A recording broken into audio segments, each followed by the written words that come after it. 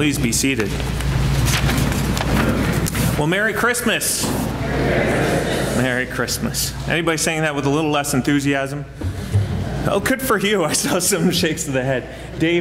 Father Dave was singing, we need a little Christmas right this very instant back in the sacristy, and I almost warded him off with a sign. I don't know about any of you, but I'm almost ready for Lent at this point in time. Christmas seems to, since moving to the United States, which has been long enough now to have accommodated and acclimated to the beautiful culture that is America. But since moving to the United States, one of the difficulties is I haven't been able to get over this extended holiday season.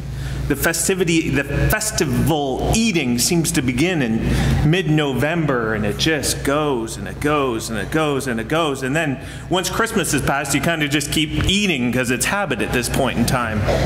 I've easily put on 25 pounds in the past 7 years since moving to this country because of it. And there's something real to that. There's something true. I know that on the drive to work here this morning at 6 o'clock in the morning already, marketers were well in tune to this nature, to this thing that happens to each of us through the holiday season.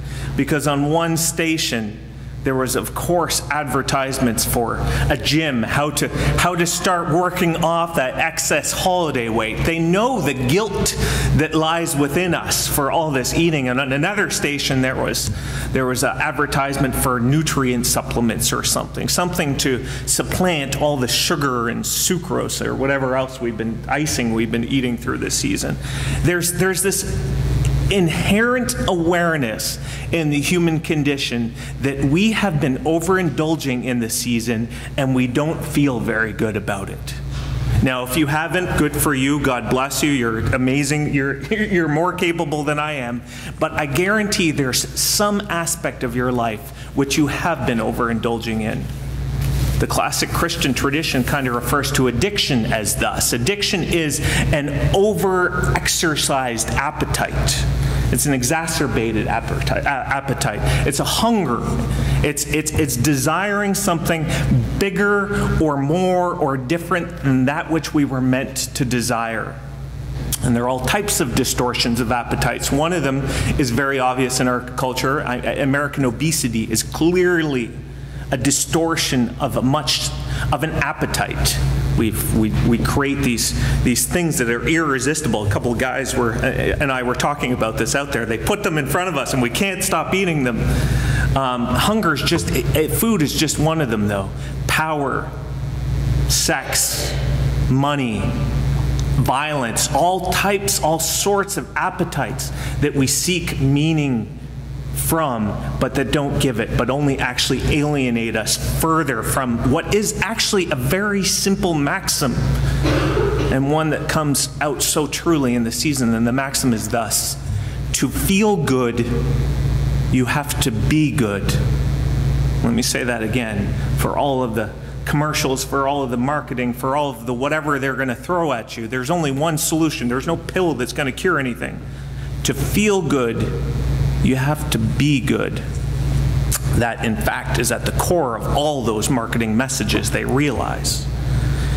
And this is the depravity, the failure, the fallenness of the human condition in classic Christian theology, that we have fallen, our appetites are engorged, they're exacerbated, our souls are obese, St. Augustine will say. We desire things which we're not supposed to desire. We seek fulfillment in things from which we're not to seek fulfillment. As I read through the gospel text this morning, and I saw that imagery, the 1 John text, which can be a tongue twister, very difficult. In the beginning was the Word, and the Word was. But the Johannine text, the John text is essentially a rewriting of the Genesis creation story. In the beginning was the Word, and the Word, in the beginning was darkness, and however Genesis starts. But John is essentially a rewriting of that, with Christ, the incarnate Logos, at the very center of that. And John calls Jesus, this incarnate, the Christ, the source of life. Jesus is the source of life, through which all life was created, through which all life came into being. But the people didn't know who he was. So in not following and not knowing and not being in union with this incarnate Christ, we become something else. Our appetites change. We lose ourselves. We fall. That's the nature of the fall. And I was thinking of a way to explain this imagery that it's something like us walking through a cave at night in the darkness, trying to find our way out of a cave. We know we need to get out of the cave, but we have no idea how. And John writes so beautifully, metaphorically, that Christ becomes that light that simply lights the way, that shows us the way out, that shows us the way to life itself.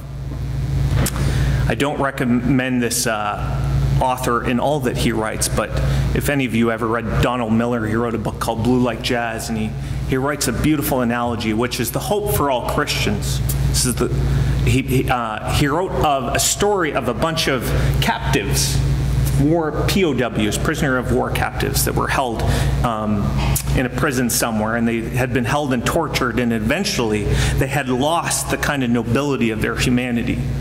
After enough abuse, after enough torture, they cowered in the corner of the cell, unable to respond to normal human responses.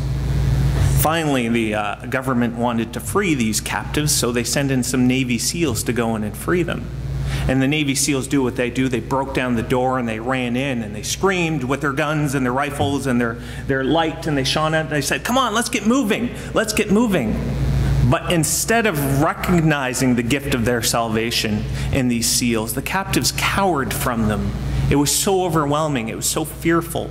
It was so beyond their capacity as having been so tortured, so deprived, that they in fact ran away from those who would be their rescuers. One of the Navy SEALs got it, and he takes off, he looks at the captives, and he takes off his vest, and he turns off his light, and he puts down his gun, and he gets down on all fours, and he crawls into the corner with the captives, and he calls them and he holds them. And only then by becoming one with them, only then by joining them, do they begin to trust him. Do they gather around and grab a hold of him and follow him out of the prison cell. Good Christians, this is our great hope. This is the incarnation. God become man to show us true life. Paul writes in today's Galatians text that he supplants our spirit, the spirit that cries out, I don't know what to do, the spirit that cries out, that doesn't know how to fix itself, to heal itself, to seek life. Incarnate Son supplants that with his own spirit, showing us God the Father. This, ladies and gentlemen, is the great hope that we celebrate this day. Amen.